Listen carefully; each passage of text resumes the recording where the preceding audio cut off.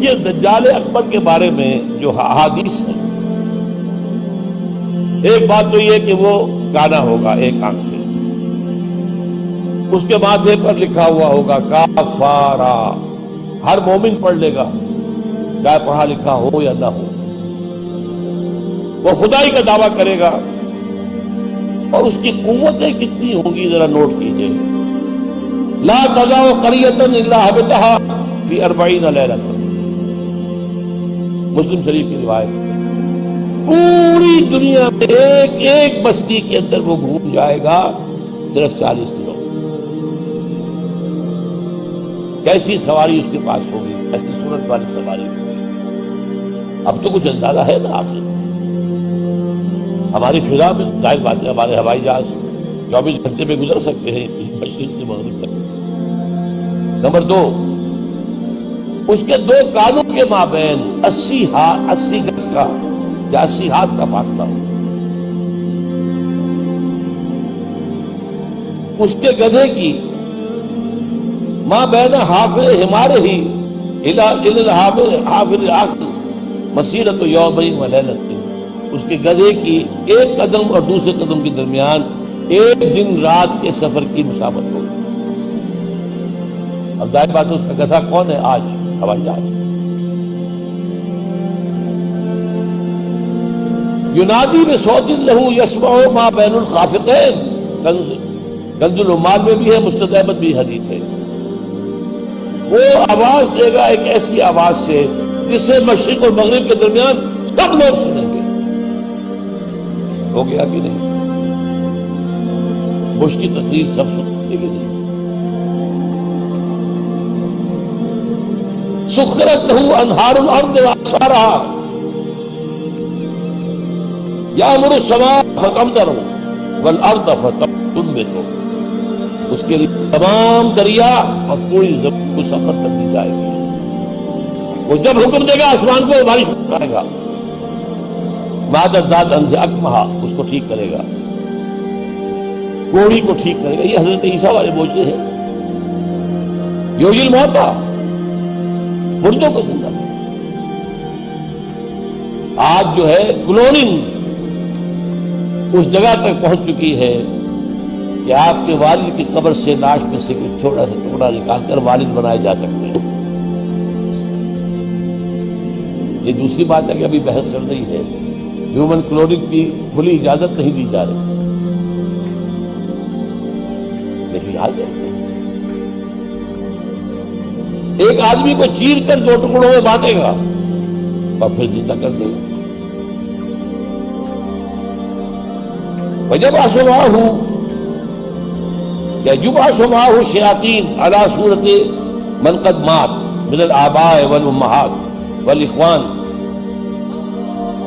فیاتی احدہم الی ابیہ واخیہ فیقول الست فلانا الست تعرفنی، اس کے ساتھ شیاطین جن کا لشکر ہوں گے اور ان کی صورتیں وہ بنا دے گا لوگوں کے مرے ہوئے ماں باپ اور بھائیوں کی سی، اور وہ آ کر کہیں گے دیکھو میں تمہارا باپ نہیں ہوں، پہچانتے نہیں مجھے، میں تمہارا بھائی نہیں ہوں، پہچانتے نہیں ہو مجھے، ارے میں تمہاری ماں نہیں ہوں، پہچانتے نہیں ہو، یہ خدا ہے، اس کو کرو سجدہ۔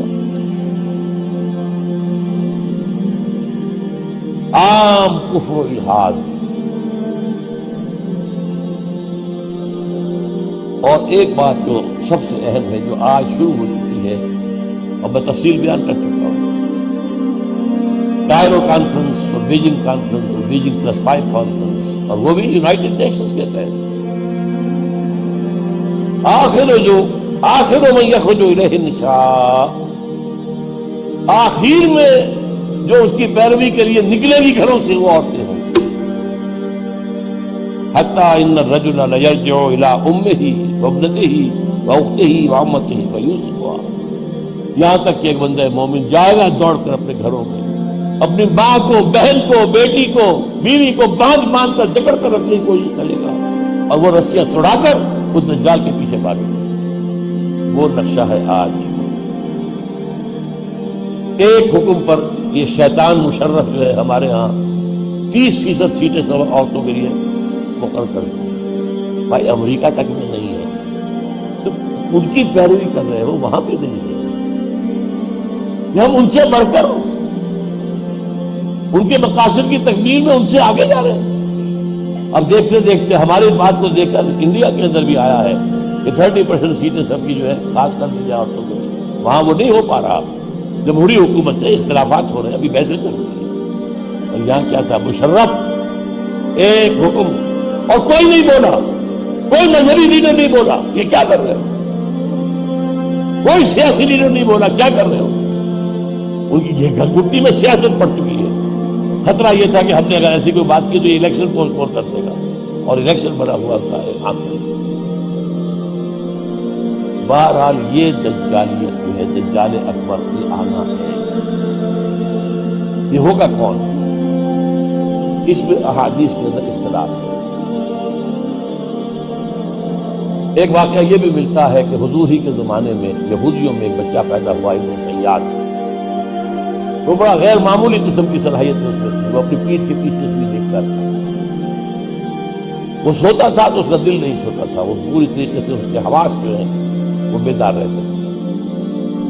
تو حضور نے اس کے کچھ حالات وغیرہ کا باقاعدہ مشاہدہ کیا, یہ سوچتے ہوئے کہ شاید یہی دجال بن جائے. حضرت عمر نے کہا بھی کہ آپ مجھے حکم دیں ایسی گردن اڑا دوں. فرمایا نہیں, اگر تو یہ وہ ہے تو اسے قتل کریں گے عیسیٰ ابن مریم, تم قتل کرنے والے نہیں ہو. اور اگر یہ وہ نہیں ہے تو خام کا ناحق خون کا جو ہے تمہارے اوپر الزام آ جائے. پھر ایک صحابی رضی اللہ تعالی عنہ تمیم داری, وہ عیسائی تھے, اسلام لائے تھے. وہ کسی بحری سفر پر گئے تو طوفان جو ہے ان کے جہاز کو لے کر ادھر ادھر کئی ایک مہینے تک, اس سے بھی زیادہ موج ادھر لے گئی, پھر ادھر لے گئی, پھر ادھر لے گئی, حتیٰ کہ ایک جزیرے میں جا کے ان کا اترنا ہو گیا اور کوئی نہیں تھا, غیر آباد. اندر کچھ گئے تو انہیں ایک عجیب سی مخلوق نظر آئی, جساسا, کہ نہ اس کا پتہ چلتا تھا منہ کدھر ہے دم کدھر ہے. اس نے کہا تم کیا کرنے آئے ہو, دیکھو فلاں صومعہ ہے, ذرا ادھر جاؤ, گھنا جنگل ہے, وہاں جو ہے ایک صومعہ ہے, چرچ ہے, اس میں ایک آدمی تمہارا انتظار کر رہا, جاؤ. وہاں گئے تو دیکھا کہ بہت قوی ہے کر, بہت لمبا چوڑا, رسیوں میں اور چینز کے اندر جکڑا ہوا انسان, انسانی شکل. اور اس سے پھر مکالمہ ہوا, کچھ سوالات کیے, کیا بحیرہ گلیلی میں پانی ہے, کہاں ہے, اچھا ایک وقت آئے گا کہ پانی نہیں رہے گا. حضرت عیسیٰ علیہ السلام کی آمد کے بعد جب یاجوج ماجوج آئیں گے تو یہ سارا پانی پی جائے, کوئی قطرہ نہیں بچے گا. اس طرح کئی سوالات کیے, اور پھر اس نے غالباً یہ کہا کہ میں دجال ہوں, مجھے ابھی اللہ نے گرفتار کیا ہوا ہے, پھر اب وقت آئے گا مجھے چھوڑے گا.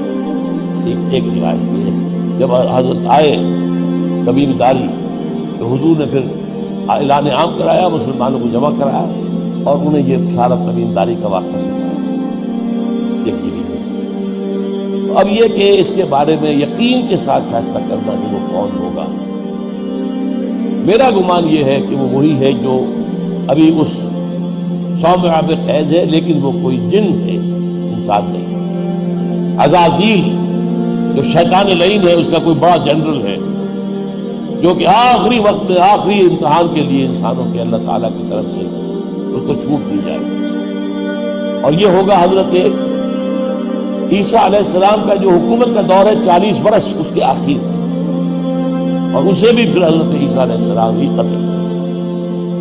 لیکن اس سے پہلے یہ ہے کہ اتنی بڑی ہوا چل چکی ہوگی کفر اور الحاد کی, اور جو ہے زوال آ چکا ہوگا, کہ پھر حضرت عیسیٰ کا انتقال ہونے کے بعد کچھ ہی عرصے کے بعد اللہ تعالیٰ خاص ہوا بھیجے گا کہ جن کے دل میں بھی ایمان ہے ان کی جانیں بڑی آسانی سے سہولت سے نکل جائیں. اب دنیا میں صرف کافر, فاسق, ملحد, مشرک, گناہگار لوگ رہ جائیں گے. ان پر قیامت کی ہولناک جو زلزلہ ہے, یا ایھا الناس اتقوا ربکم ان زلزلۃ الساعۃ شیء عظیم یوم ترونها تذهل كل مرضعۃ عما ارضعت وتضع كل ذات حمل حملها وَتَرَى النَّاسَ سُكَارَىٰ وَمَا هُم بِسُكَارَىٰ، یہ جو سختیاں ہیں یہ کفار پر آئیں گی، اہل ایمان پر نہیں آئیں گی۔ اب یہ ہے میرے اور آپ کے لیے انفرادی سطح پر تو فیصلہ کیجئے، ہم اپنے اندر سے دجال کو نکالیں۔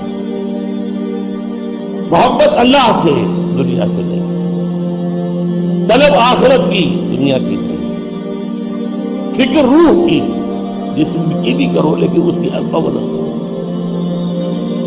اور وہ نظام قائم کرو جس میں حق دے کر لاگو، جس کے معاشی نظام میں سے سود اور جوئے کو نکال کر باہر کر دیا گیا۔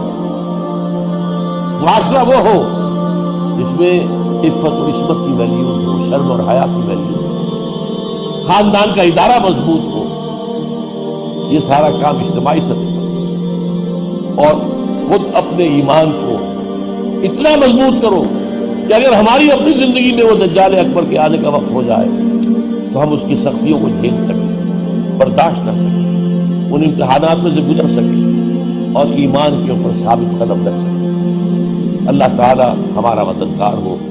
اقول قولی ھذا واستغفر اللہ لی ولکم ولسائر المسلمین والمسلمات۔